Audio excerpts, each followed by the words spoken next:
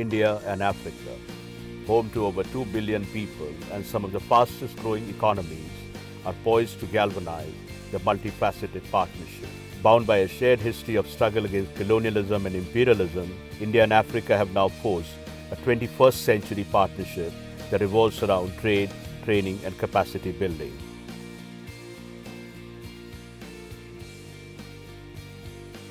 Trade and cultural intermingling that created a sizable Indian diaspora in Africa go back centuries.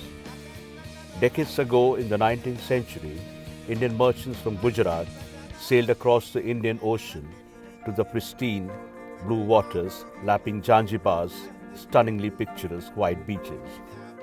They were quick to adapt and anchor themselves firmly in the bustling commerce of their adopted homeland.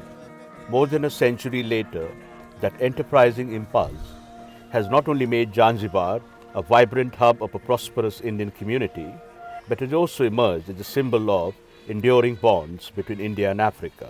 This multi-pronged relationship between India and Africa will be telescoped in the visit of the president of the semi-autonomous Zanzibar region of Tanzania to India. Zanzibar evokes tremendous memories of the past. It has been at the spice route.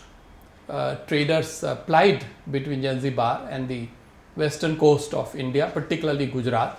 So I would say Zanzibar, which as you know is part of Tanzania as a nation state, has been at the crossroads of Arab, Asian and African influences. So it enjoys a very special significance in the history of India-Africa relations.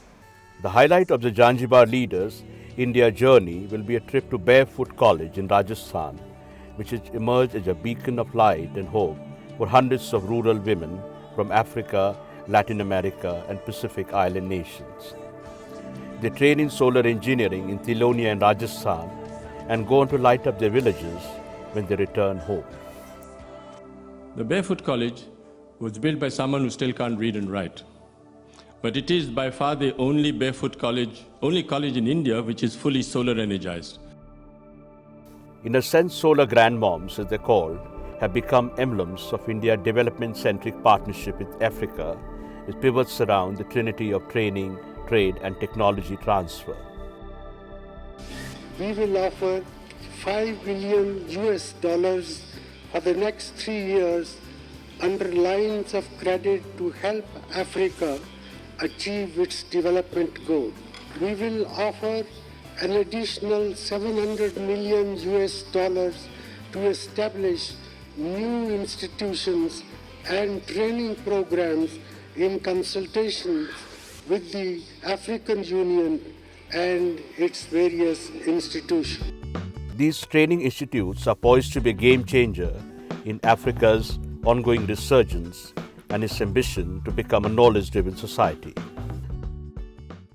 Capacity building and human resource development has been the core strength of India, and that has been the flagship in our development cooperation with African countries. In fact, as you know, we hated the term development assistance because we want to hold our partners as equal stakeholders.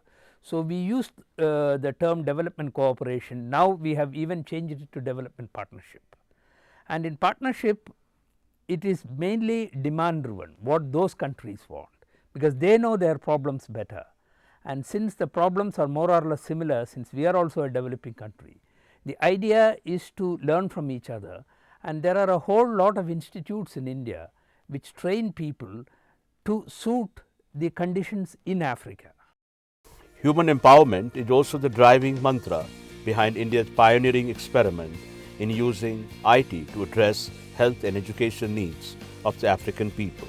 The Pan-Africa e-network, which seeks to bridge the digital divide across the continent, is operational across more than 40 African countries and is bringing the benefits of tele-education and telemedicine to African people thousands of miles away. What's bringing India and Africa closer is a web of common interest and win-win opportunities.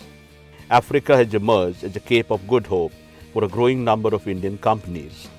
Not surprisingly, bilateral trade between India and Africa has gone up manifold from less than $1 billion barely 2 decades ago to over $60 billion. India and Africa have crossed 50 billion US dollars. I'm talking of the last 1 decade. And the two-way trade, yes, we will be hopefully reaching the target.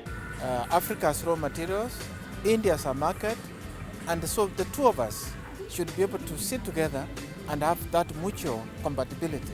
2014 is poised to be a high point in India's blossoming relations with Africa as New Delhi gets ready to host the 3rd India-Africa Forum Summit later this year.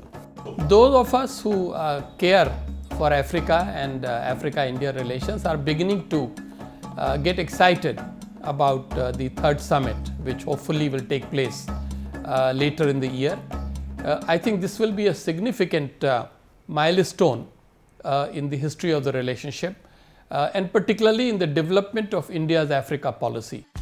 The good news is that the Indian and African dreams are connecting at multiple levels, opening new possibilities for people-to-people contacts, exchange of ideas, and cultural fusion. With a striking convergence of interest across a spectrum of areas, for India and Africa, it's clearly time to tango and take their relationship to new heights.